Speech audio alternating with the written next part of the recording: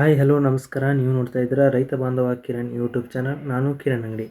ಸ್ನೇಹಿತರೆ, ಈ ಒಂದು ವಿಡಿಯೋದಲ್ಲಿ ನಾವು ಅಡಿಕೆ ಮರದಲ್ಲಿ ಎಲೆ ಚುಕ್ಕಿ ರೋಗ ಏಕೆ ಬರುತ್ತೆ, ಅದರ ಪರಿಹಾರ ಏನು, ಹಾಗೆ ಅಡಿಕೆ ಮರದ ಎಲೆಗಳು ಹಳದಿ ಬಣ್ಣಕ್ಕೆ ಯಾಕೆ ತಿರುಗ್ತವೆ ಅನ್ನೋದನ್ನು ಈ ಒಂದು ವಿಡಿಯೋದಲ್ಲಿ ಸಂಪೂರ್ಣವಾಗಿ ನೋಡ್ಕೊಂಬರೋಣ. ಹಾಗಾಗಿ ವಿಡಿಯೋನ ಕೊನೆವರೆಗೂ ನೋಡಿ. ವಿಡಿಯೋ ಇಷ್ಟ ಆದರೆ ಲೈಕ್ ಮತ್ತು ಶೇರ್ ಮಾಡೋದ್ರ ಮೂಲಕ ಹಾಗೆ ನಿಮ್ಮ ಅನಿಸಿಕೆ ಅಭಿಪ್ರಾಯಗಳನ್ನು ಕಮೆಂಟ್ ಮೂಲಕ ತಿಳಿಸಿ. ಸ್ನೇಹಿತರೆ, ನೀವೇನಾದರೂ ನಮ್ಮ ಯೂಟ್ಯೂಬ್ ಚಾನಲ್ಗೆ ಹೊಸಬರಾಗಿದ್ದರೆ ದಯವಿಟ್ಟು ನಮ್ಮ ಒಂದು ಯೂಟ್ಯೂಬ್ ಚಾನಲ್ನ ಸಬ್ಸ್ಕ್ರೈಬ್ ಮಾಡ್ಕೊಳ್ಳಿ. ಹಾಗೆ ಪಕ್ಕದಲ್ಲಿರುವ ಬೆಲ್ ಬಟನ್ನ ಪ್ರೆಸ್ ಮಾಡಿ. ನಾನು ಯಾವುದೇ ಒಂದು ವಿಡಿಯೋನ ಕೃಷಿ ಬಗ್ಗೆ ಮಾಹಿತಿನ ಅಪ್ಲೋಡ್ ಮಾಡಿದರೂ ಕೂಡ ನಿಮಗೆ ಫಸ್ಟು ನೋಟಿಫಿಕೇಷನ್ ಆಗಿ ಬರುತ್ತೆ. ಹಾಗಾಗಿ ಅಷ್ಟೇ. ಬನ್ನಿ, ತಡ ಮಾಡೋದು ಬೇಡ, ವಿಡಿಯೋನ ಸ್ಟಾರ್ಟ್ ಮಾಡೋಣ. ಮೊದಲನೆಯದಾಗಿ ಅಡಿಕೆ ಮರದಲ್ಲಿ ಎಲೆ ಚುಕ್ಕಿ ರೋಗ, ಅಂದರೆ ನಾವು ಇಂಗ್ಲೀಷ್ನಲ್ಲಿ ಅದನ್ನು ಲೀಫ್ ಸ್ಪಾಟ್ ಡಿಸೀಸ್ ಅಂತ ಕರಿತೇವೆ. ಈ ಒಂದು ಅಡಿಕೆ ಮರದಲ್ಲಿ ಎಲೆ ಚುಕ್ಕಿ ರೋಗ ಏಕೆ ಬರುತ್ತೆ ಅನ್ನೋದನ್ನು ನೋಡೋದಾದರೆ, ಈ ಅಡಿಕೆ ಬೆಳೆಗಳಲ್ಲಿ ಸಾಮಾನ್ಯವಾಗಿ ಕಾಣಿಸುವ ಪ್ರಮುಖ ರೋಗಗಳಲ್ಲಿ ಇದು ಒಂದು ಎಲೆ ಚುಕ್ಕಿ ರೋಗ. ಈ ರೋಗವನ್ನು ಸಾಮಾನ್ಯವಾಗಿ ಫಂಗಸ್ ಉಂಟು ಮಾಡುತ್ತವೆ. ಮೊದಲಿಗೆ ಎಲೆಗಳಲ್ಲಿ ಸಣ್ಣ ಕಂದು ಅಥವಾ ಕಪ್ಪು ಬಣ್ಣದ ಚುಕ್ಕಿಗಳು ಕಾಣಿಸಿಕೊಳ್ಳುತ್ತವೆ. ಸಮಯಕ್ಕೆ ಸರಿಯಾಗಿ ನಿಯಂತ್ರಣ ಮಾಡದಿದ್ದರೆ ಈ ಚುಕ್ಕಿಗಳು ದೊಡ್ಡದಾಗಿ ಎಲೆಗಳ ಸಂಪೂರ್ಣ ಭಾಗವನ್ನು ಹಾನಿ ಮಾಡಬಹುದು. ಇದರಿಂದ ಅಡಿಕೆ ಮರದ ಬೆಳವಣಿಗೆ ನಿಧಾನವಾಗುತ್ತೆ ಮತ್ತು ಕೊನೆಗೆ ಉತ್ಪಾದನೆಯು ಕೂಡ ಕಡಿಮೆಯಾಗುತ್ತದೆ.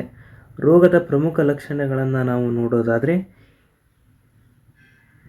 ಎಲೆಗಳಲ್ಲಿ ಸಣ್ಣ ಕಂದು ಅಥವಾ ಕಪ್ಪು ಚುಕ್ಕಿಗಳು ನಮಗೆ ಕಾಣಿಸುತ್ತವೆ. ಚುಕ್ಕಿಗಳು ನಿಧಾನವಾಗಿ ದೊಡ್ಡವಾಗುತ್ತವೆ. ಕೆಲವೊಮ್ಮೆ ಚುಕ್ಕಿಗಳ ಸುತ್ತ ಹಳದಿ ಬಣ್ಣದ ವಲಯ ಕಾಣಿಸುತ್ತದೆ. ಎಲೆಗಳು ನಿಧಾನವಾಗಿ ಒಣಗುತ್ತವೆ. ಹೆಚ್ಚು ಹಾನಿಯಾದರೆ ಎಲೆಗಳು ಬಿದ್ದು ಹೋಗಬಹುದು. ಈ ಲಕ್ಷಣಗಳನ್ನು ಆರಂಭದಲ್ಲಿ ಗುರುತಿಸಿದರೆ ರೋಗವನ್ನು ಸುಲಭವಾಗಿ ನಿಯಂತ್ರಿಸಬಹುದು. ರೋಗ ಬರುವ ಪ್ರಮುಖ ಕಾರಣಗಳು ತೋಟದಲ್ಲಿ ಹೆಚ್ಚು ತೇವಾಂಶ, ಹಾಗೆ ನಿರಂತರ ಮಳೆಯಿಂದಾಗಿ ತೋಟದಲ್ಲಿ ಗಾಳಿ ಸರಿಯಾಗಿ ಆಡದೇ ಇರುವಂಥದ್ದು, ತೋಟದಲ್ಲಿ ಹೆಚ್ಚು ನೆರಳು, ತೋಟದ ಸ್ವಚ್ಛತೆ ಕೊರತೆ. ಈ ಒಂದು ಮುಖ್ಯ ಕಾರಣಗಳು ಎಲೆ ಚುಕ್ಕಿ ರೋಗಕ್ಕೆ ಕಾರಣವಾಗ್ತದೆ. ಈ ರೋಗ ಸಾಮಾನ್ಯವಾಗಿ ಮಳೆಗಾಲದಲ್ಲಿ ಅಥವಾ ಮಳೆ ನಂತರದ ಸಮಯದಲ್ಲಿ ಹೆಚ್ಚು ಕಾಣಿಸುತ್ತದೆ. ಮಳೆಯ ಸಮಯದಲ್ಲಿ ತೋಟದಲ್ಲಿ ತೇವಾಂಶ ಹೆಚ್ಚಾಗುತ್ತದೆ ಮತ್ತು ಆದ್ದರಿಂದ ಫಂಗಸ್ ವೇಗವಾಗಿ ಹರಡುತ್ತದೆ. ಆದ್ದರಿಂದ ಮಳೆಗಾಲದ ಸಮಯದಲ್ಲಿ ರೈತರು ತಮ್ಮ ತೋಟವನ್ನು ಹೆಚ್ಚು ಗಮನದಿಂದ ನೋಡ್ಕೊಳ್ಬೇಕಾಗುತ್ತೆ. ಹಾಗಾದರೆ ತೋಟವನ್ನು ಯಾವ ರೀತಿ ನಿರ್ವಹಣೆ ಮಾಡ್ಕೋಬೇಕು ಅನ್ನೋದನ್ನು ನೋಡೋದಾದರೆ, ಹಾಗೆ ಈ ಒಂದು ಎಲೆ ಚುಕ್ಕಿ ರೋಗವನ್ನು ತಡೆಗಟ್ಟುವುದು ಹೇಗೆ ಅಂತ ನೋಡೋದಾದರೆ, ತೋಟದಲ್ಲಿ ಸರಿಯಾದ ಅಂತರದಲ್ಲಿ ಮರಗಳನ್ನು ನೆಡುವುದು, ರೋಗ ಬಂದ ಎಲೆಗಳನ್ನು ಕತ್ತರಿಸಿ ತೆಗೆದುಹಾಕುವುದು, ತೋಟವನ್ನು ಸ್ವಚ್ಛವಾಗಿಡುವುದು, ನೀರು ನಿಂತುಕೊಳ್ಳದಂತೆ ಡ್ರೈನೇಜ್ ವ್ಯವಸ್ಥೆಯನ್ನು ಮಾಡುವುದು. ಈ ಕ್ರಮಗಳು ರೋಗ ಹರಡುವುದನ್ನು ಕಡಿಮೆ ಮಾಡುತ್ತವೆ. ಜೈವಿಕ ನೀಮ್ ಎಣ್ಣೆ ಸ್ಪ್ರೇಯನ್ನು ಮಾಡಬೇಕಾಗುತ್ತೆ.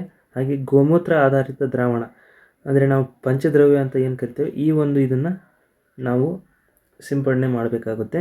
ರೈತರಿಗೆ ಮುಖ್ಯ ಸಲಹೆಗಳನ್ನು ಕೊಡೋದಾದರೆ, ತೋಟವನ್ನು ನಿಯಮಿತವಾಗಿ ನೋಡ್ಕೋಬೇಕು. ಆರಂಭದಲ್ಲೇ ರೋಗ ಗುರುತಿಸಿ ಅಗತ್ಯವಿದ್ದಲ್ಲಿ ಕೃಷಿ ತಜ್ಞರ ಸಲಹೆಯನ್ನು ಪಡೆಯಬೇಕಾಗುತ್ತೆ. ಸರಿಯಾದ ಗೊಬ್ಬರ ಮತ್ತು ನೀರಿನ ನಿರ್ವಹಣೆ ಮಾಡಿ ಈ ಕ್ರಮಗಳನ್ನು ಪಾಲಿಸಿದರೆ ಎಲೆ ಚುಕ್ಕಿ ರೋಗವನ್ನು ಬಹುತೇಕವಾಗಿ ನಾವು ನಿಯಂತ್ರಿಸಬಹುದಾಗಿದೆ. ರೈತ ಬಾಂಧವರೇ, ಅಡಿಕೆ ಮರದಲ್ಲಿ ಎಲೆ ಚುಕ್ಕಿ ರೋಗ ಕಂಡಾಗ ಅದನ್ನು ನಿರ್ಲಕ್ಷ್ಯ ಮಾಡಬೇಡಿ. ಸರಿಯಾದ ಸಮಯಕ್ಕೆ ಕ್ರಮವನ್ನು ತೆಗೆದುಕೊಂಡರೆ ನಿಮ್ಮ ತೋಟ ಆರೋಗ್ಯವಾಗಿರುತ್ತದೆ ಮತ್ತು ಉತ್ತಮ ಉತ್ಪಾದನೆಯನ್ನು ಪಡೆಯಲು ಸಹಾಯವಾಗುತ್ತದೆ.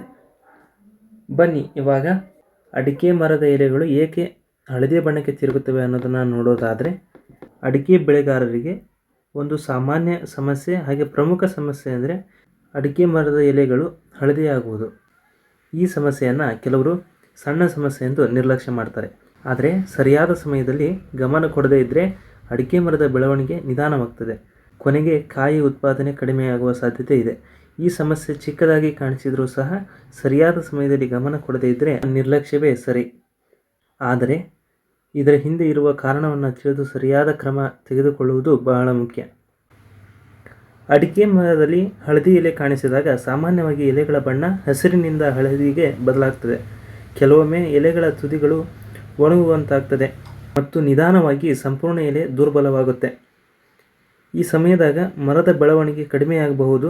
ವಿಶೇಷವಾಗಿ ಹೊಸ ಎಲೆಗಳು ದುರ್ಬಲವಾಗಿ ಕಾಣಿಸಿದರೆ ಅದು ಮರದಲ್ಲಿ ಯಾವುದೋ ಪೋಷಕಾಂಶದ ಕೊರತೆ ಅಥವಾ ಪರಿಸರ ಸಮಸ್ಯೆಯ ಸೂಚನೆಯಾಗಿರಬಹುದು. ಬನ್ನಿ, ಇದಕ್ಕೆ ಮೊದಲನೇ ಒಂದು ಕಾರಣವನ್ನು ನೋಡೋದಾದರೆ ಪೋಷಕಾಂಶದ ಕೊರತೆ. ಅಡಿಕೆ ಮರದಲ್ಲಿ ಹಳದಿ ಎಲೆ ಕಾಣಿಸಿಕೊಳ್ಳುವ ಪ್ರಮುಖ ಕಾರಣಗಳಲ್ಲಿ ಇದು ಒಂದು. ಪೋಷಕಾಂಶಗಳ ಕೊರತೆ. ಮಣ್ಣಿನಲ್ಲಿ ನೈಟ್ರೋಜನ್, ಪೊಟ್ಯಾಷಿಯಂ ಅಥವಾ ಮ್ಯಾಗ್ನೀಷಿಯಂ ಸರಿಯಾಗಿ ಇಲ್ಲದಿದ್ದರೆ ಎಲೆಗಳ ಬಣ್ಣ ಬದಲಾಗಬಹುದು. ಇದನ್ನು ಸರಿಪಡಿಸಲು ವರ್ಷಕ್ಕೆ 2 ಬಾರಿ ಅಥವಾ 3 ಬಾರಿ ಸಮತೋಲನ ಗೊಬ್ಬರವನ್ನು ಹಾಕುವುದು ಉತ್ತಮ. ಜೊತೆಗೆ ಮೈಕ್ರೋನ್ಯೂಟ್ರಿಯೆಂಟ್ ಮಿಶ್ರಣವನ್ನು ಬಳಸಿದರೆ ಮರಗಳಿಗೆ ಬೇಕಾದ ಪೋಷಕಾಂಶಗಳು ಸರಿಯಾಗಿ ದೊರೆಯುತ್ತವೆ.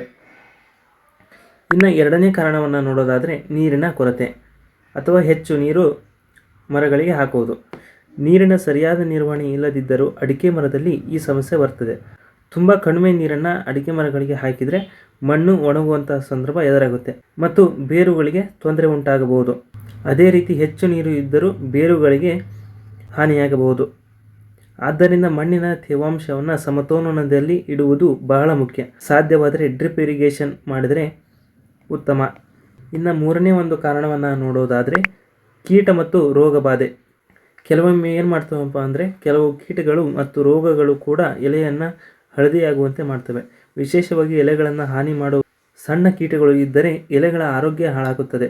ಇದನ್ನು ನಿಯಂತ್ರಿಸಲು ಸಮಯಕ್ಕೆ ಸರಿಯಾಗಿ ಕೀಟ ನಿಯಂತ್ರಣ ಕ್ರಮಗಳನ್ನು ತೆಗೆದುಕೊಳ್ಳಬೇಕು. ಜೈವಿಕ ವಿಧಾನವಾಗಿ ನೀಮ್ ಆಯಿಲನ್ನು ಸ್ಪ್ರೇ ಮಾಡಿದರೆ ಉತ್ತಮ ಫಲಿತಾಂಶ ನಮಗೆ ಸಿಗುತ್ತೆ. ಇನ್ನು ಪರಿಹಾರ ಕ್ರಮಗಳನ್ನು ನಾವು ನೋಡೋದಾದರೆ ಈ ಸಮಸ್ಯೆಯನ್ನು ತಪ್ಪಿಸಲು ರೈತರು ಕೆಲವು ಸರಳ ಕ್ರಮಗಳನ್ನು ಪಾಲಿಸಬೇಕು. ಅದೇನಪ್ಪ ಅಂದರೆ ಮಣ್ಣಿನ ಪರೀಕ್ಷೆಯನ್ನು ಮೊದಲು ಮಾಡಿಸ್ಬೇಕು. ಇದು ಅಗತ್ಯವಾಗಿ ಮಾಡಿಸಲೇಬೇಕು. ನಿಮ್ಮ ಮಣ್ಣಿನ ಫಲವತ್ತತೆ ಯಾವ ರೀತಿ ಇದೆ ಅನ್ನೋದನ್ನು ಈ ಮಣ್ಣು ಪರೀಕ್ಷೆಯಲ್ಲಿ ನೀವು ತಿಳ್ಕೋಬೇಕಾಗಿರುತ್ತದೆ. ಮಣ್ಣನ್ನು ಪರೀಕ್ಷೆ ಮಾಡಿದ ನಂತರ ಅದಕ್ಕೆ ಅನುಗುಣವಾಗಿ ಅಗತ್ಯವಾದ ಗೊಬ್ಬರವನ್ನು ನೀಡಬೇಕು. ನಿಯಮಿತವಾಗಿ ನೀರು ಹಾಕಬೇಕು ಮತ್ತು ತೋಟದಲ್ಲಿ ನೀರು ನಿಂತುಕೊಳ್ಳದಂತೆ ನೋಡಿಕೊಳ್ಬೇಕು. ಜೊತೆಗೆ ಮರಗಳ ಸುತ್ತಲಿನ ಪ್ರದೇಶವನ್ನು ಅಂದರೆ ಮರದ ಸುತ್ತಲೂ ಇರುವಂಥ ಜಾಗವನ್ನು ಸ್ವಚ್ಛವಾಗಿಟ್ಟರೆ ಕೀಟ ಮತ್ತು ರೋಗಗಳ ಪ್ರಮಾಣ ಕಡಿಮೆಯಾಗುತ್ತೆ. ಸರಿಯಾದ ನಿರ್ವಹಣೆ ಮಾಡಿದರೆ ಅಡಿಕೆ ಮರಗಳು ಆರೋಗ್ಯಕರವಾಗಿ ಬೆಳೆಯುತ್ತವೆ. ಎಲೆಗಳು ಹಸಿರು ಬಣ್ಣದಲ್ಲಿರುತ್ತವೆ ಮತ್ತು ಮರದ ಬೆಳವಣಿಗೆ ವೇಗವಾಗುತ್ತೆ. ಇದರಿಂದ ಕೊನೆಗೆ ಉತ್ತಮ ಉತ್ಪಾದನೆ ಸಿಗುತ್ತದೆ ಮತ್ತು ರೈತರಿಗೆ ಹೆಚ್ಚು ಲಾಭವಾಗುತ್ತದೆ. ಆದ್ದರಿಂದ ರೈತ ಬಾಂಧವರೇ, ಅಡಿಕೆ ಮರದಲ್ಲಿ ಹಳದಿ ಎಲೆ ಕಾಣಿಸಿದಾಗ ಅದನ್ನು ನಿರ್ಲಕ್ಷ್ಯ ಮಾಡಬೇಡಿ. ಕಾರಣವನ್ನು ತಿಳಿದು ಸರಿಯಾದ ಪರಿಹಾರ ಕ್ರಮಗಳನ್ನು ತೆಗೆದುಕೊಂಡರೆ ನಿಮ್ಮ ತೋಟ ಆರೋಗ್ಯಕರವಾಗಿರುತ್ತದೆ. ಹಾಗೆ ನಿಮಗೆ ಗೊತ್ತಾಗದೇ ಇದ್ದರೆ ನಿಮ್ಮ ಹತ್ತಿರದ ಕೃಷಿ ಕೇಂದ್ರಗಳಲ್ಲಿ ಹೋಗಿ ಕೃಷಿ ತಜ್ಞರನ್ನು ಭೇಟಿಯಾಗಿ ಅಂತ ಹೇಳ್ತಾ, ಈ ಮಾಹಿತಿ ಇಷ್ಟ ಆದರೆ ಇದೇ ತರಹದ ಕೃಷಿಗೆ ಸಂಬಂಧಪಟ್ಟಂಥ ವಿಡಿಯೋಗಳು ಬೇಕಾದರೆ ನಮ್ಮ ಒಂದು ರೈತ ಬಾಂಧವ ಕಿರಣ್ ಯೂಟ್ಯೂಬ್ ಚಾನಲ್ನ ಸಬ್ಸ್ಕ್ರೈಬ್ ಮಾಡ್ಕೊಳ್ಳಿ ಅಂತ ಹೇಳ್ತಾ ಈ ಒಂದು ವಿಡಿಯೋನ ಇಲ್ಲಿಗೆ ಮುಗಿಸ್ತಾ ಇದ್ದೀನಿ.